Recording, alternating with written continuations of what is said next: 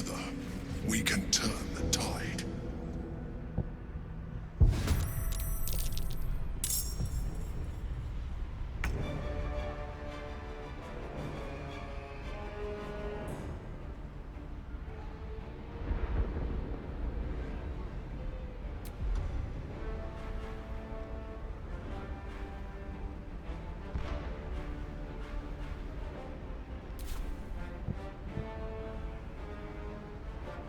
Let's go.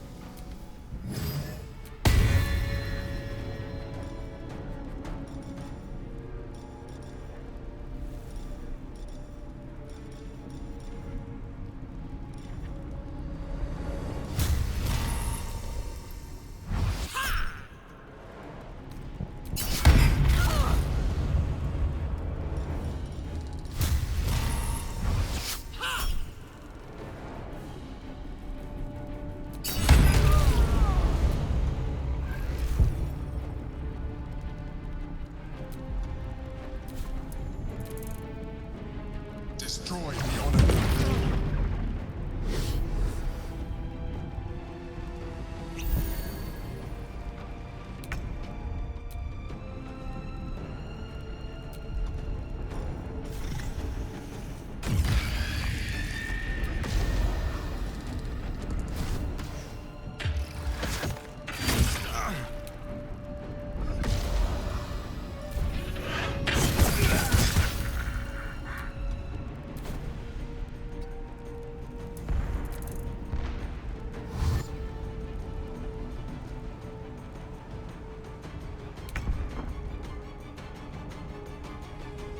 Taste my fury.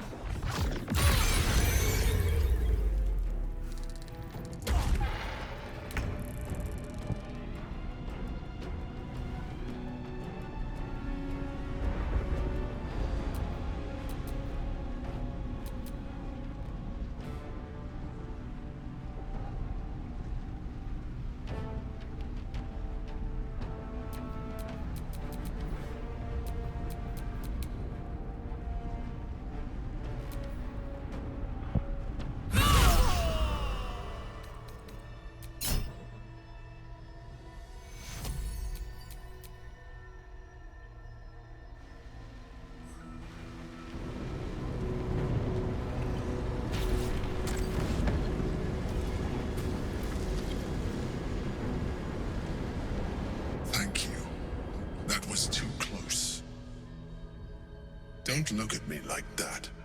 I am a mind flayer, yes. Without me, you would be a slave to the Absolute. It's obscene. To owe my life to a damned geich. No more lies, no more tricks. I will have answers!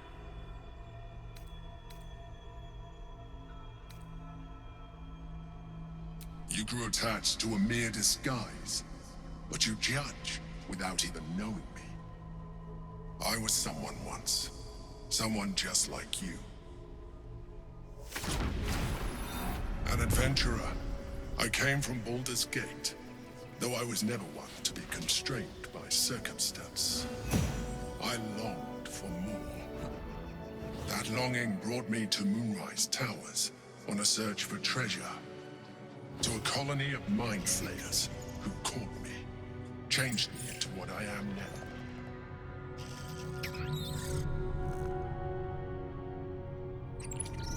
For years, I served the Elder Brain, the one you know as the Absolute. I was a thrall like any other, but I was fortunate. I broke free and started a new life in my old city. I sustained myself on criminals. Unglamorous, but there are plenty of them, rarely missed.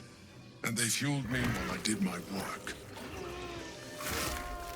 I had the good fortune to meet Duke Stillmain. We formed a partnership, and through her, I became the governing force behind the Knights of the Shield, the largest mercantile operation in Baldur's Gate. People referred to me as the Emperor. Such was my influence, though of course they had no idea what I really was. My needs were sated. I was happy for a while, until my true nature was discovered by the tyrant himself, Lord Gortash. He tore me from my home and brought me back to the Brain, where I became a slave once again. A slave he continued to call me Emperor. The name was intended as a slight, to remind me of the heights from which I fell. But I have grown fond of it. It encapsulates well who I've become.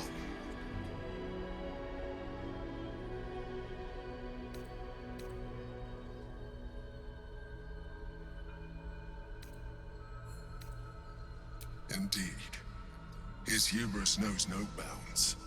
To enslave me, that was his nature. But to enslave an Elder Brain, a questionable decision. I shall look forward to sharing his downfall with you.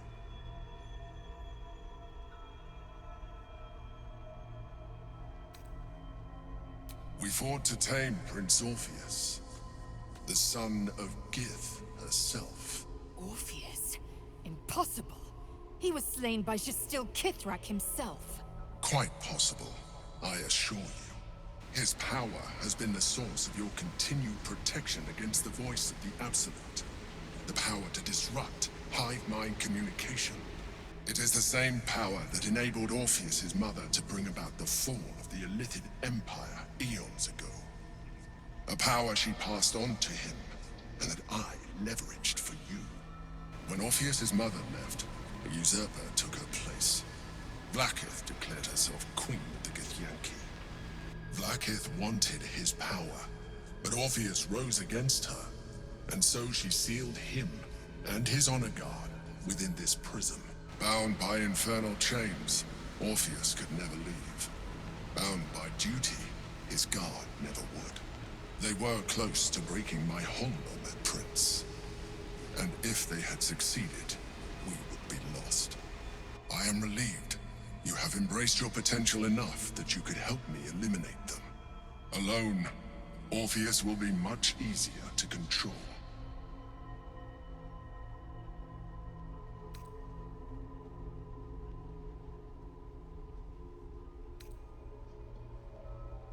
A very good question.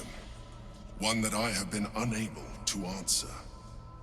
That Orpheus lives at all is ruinous to Vlaakith.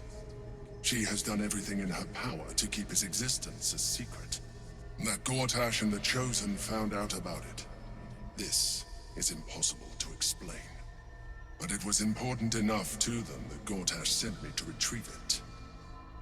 The moment I found it, I felt it change. My free will returning. I followed the feeling inside and found Orpheus. I realized what the prison was for. Containment. While my body was within the prison's bounds, my mind was free. I could resist the Elder Brain, the Chosen. Better yet, I could plan to overthrow them. All I needed to do was subdue Orpheus and find allies in the outer world. You.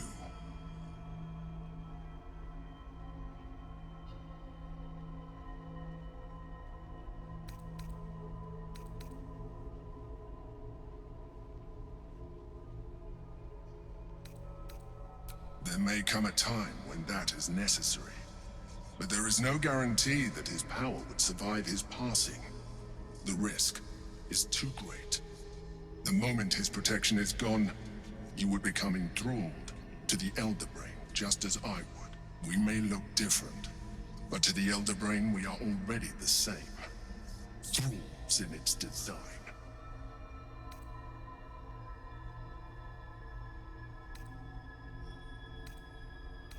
I'm glad you think so. I agree. But there is one thing that you have that I do not. My original body was destroyed when I transformed. Yours continues to limit you. As an Illithid, I have far surpassed who I ever was before. You too should embrace this change.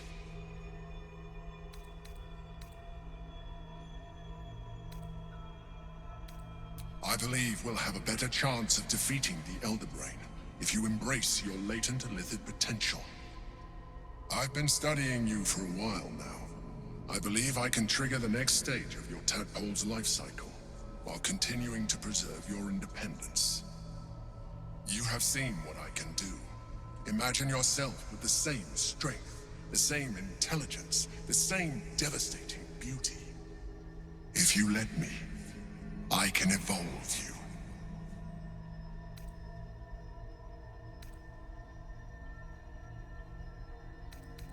You will be able to do things you never thought were possible. There will be physical alterations, of course, but only partial. You will retain most of your current form, and you will soon see that the benefits outweigh any perceived loss.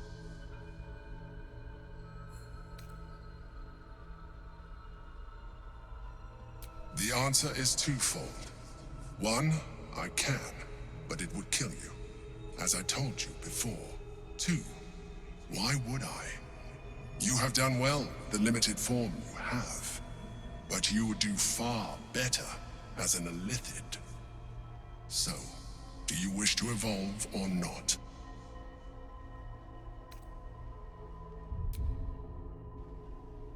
I understand. Let us hope then that your present self will be sufficient to deal with 3 gods of death and a giant magically enhanced Elder Brain. But in case you change your mind...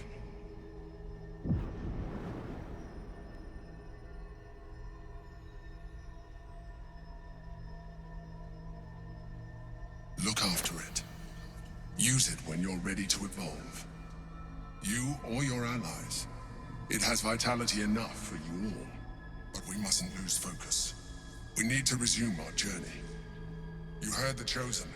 The Brain has gone to the city, and the army marches to follow. We must not let them reach it. We must find the Brain, and bring it under our control.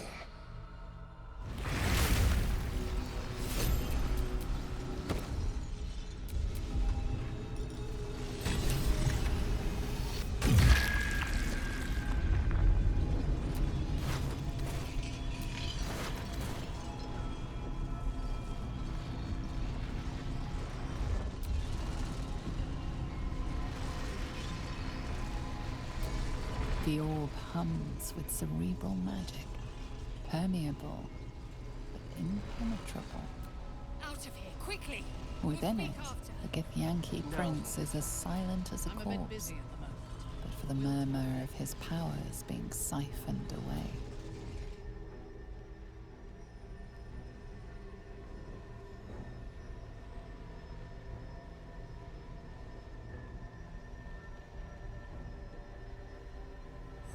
Consider using the tadpole. Your evolution will be a benefit to us both.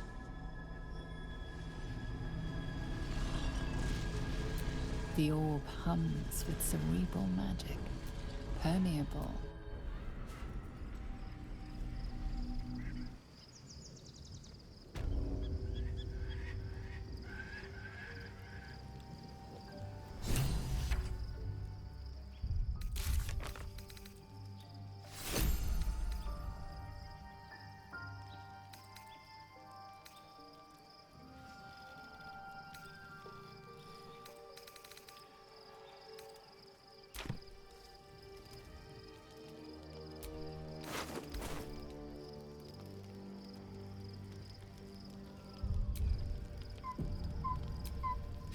Orpheus, Gith's only son. He lives. It is not the Gaith visitor that Vlaakith would destroy. It is Orpheus, the traitor prince, the Laxarai.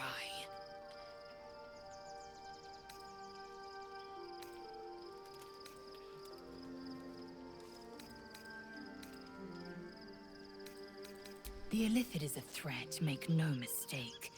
But Orpheus is a greater one still. Listen close. The Emperor spoke only in half-truths. For you to know the tale of Orpheus, you must know the tale of Gith and of Vlaakith.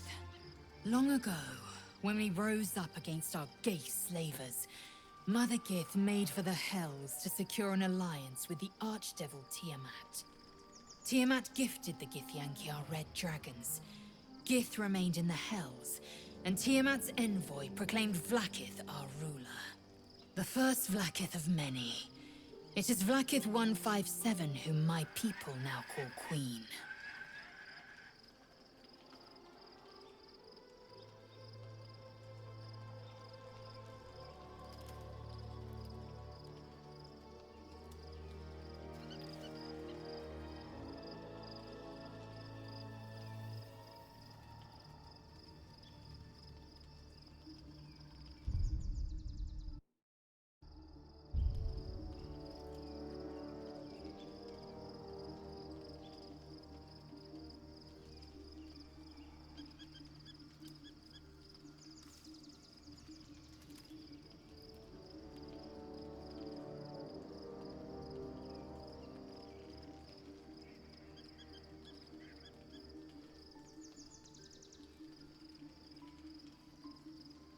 Yes.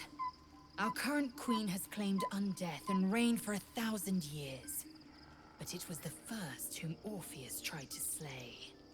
Orpheus is Gith's renegade spawn. A Gaith thrall who would return us to our slavers. He convinced his own mother's honor guard to join a coup against Vlaakith I. He would have fed our empire to the Illithids had he succeeded. It was Kithrak Voss himself who slayed the prince in vicious battle. Or so the Varshas teach us. Yet the traitor's with us, controlled by that repugnant Illithid. Should Orpheus go free, he would hand Vlaakith's dominion to his Gaith masters. The astral plane would be first to fall. The others would soon follow.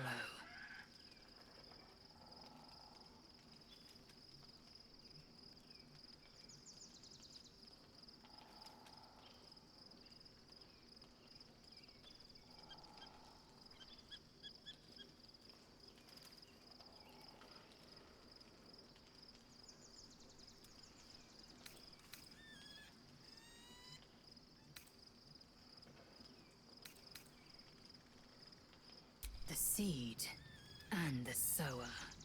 He is a Gaith puppet cloaked in Githyanki skin, and the most powerful mind master known to my people. One word from his scheming lips and the people would doubt. 2 words and they would rage. 3 words and they would bow to the false prince. The Githyanki would be slaves once more, and one by one, the plains would fall to the Geich. The spirits of the fallen be my witness. I will find the means of reaching the prince through his domed prison.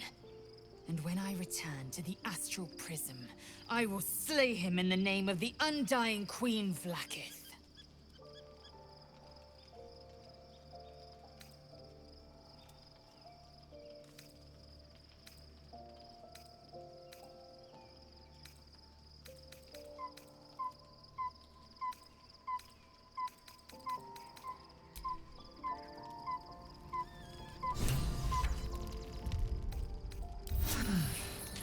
I'll feel that one later.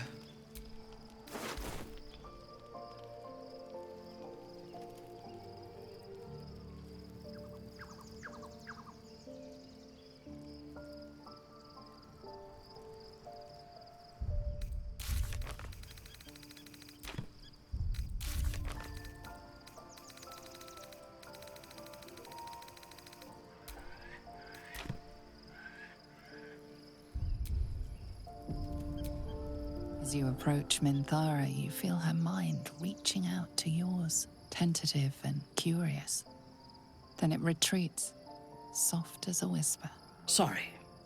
Old habits.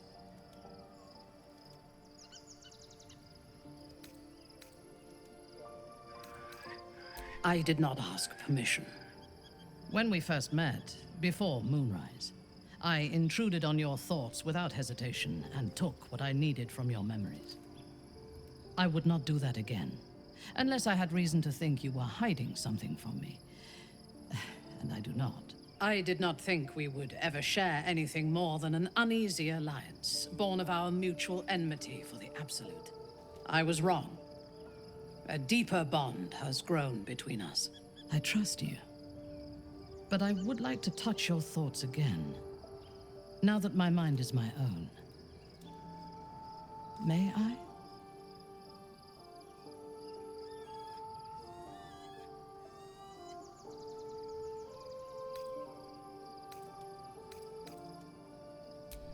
Of course. I do not hide anything from you. When the Absolute fell silent, I thought I would be alone. I expected to spend my days among surface dwellers who knew nothing of my culture. I did not expect to meet one still sworn to Lolth, who would understand me. I did not expect you.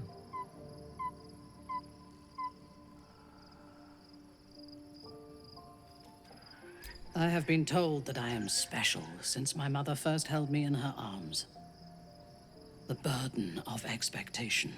Before the Absolute, I lived a life of certainties.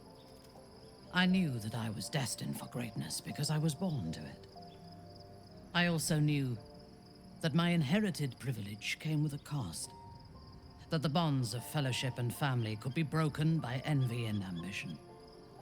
I could not enjoy the taste of food for fear of poisoning, and I could not enjoy the company of lovers and friends because I feared they hid knives behind their smiles.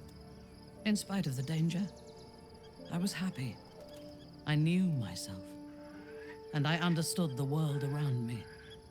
Now, nothing is certain. Without Lolth, without the Absolute, without my home,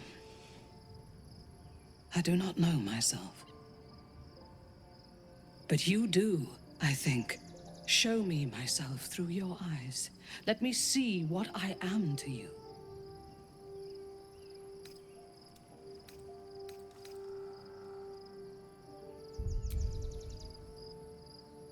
She joins her thoughts with yours, and you are as one. You share in her strength of mind and formidable will, but also the doubts that eat at her conviction. Those doubts cluster in swarms, and the thickest is around her sense of self.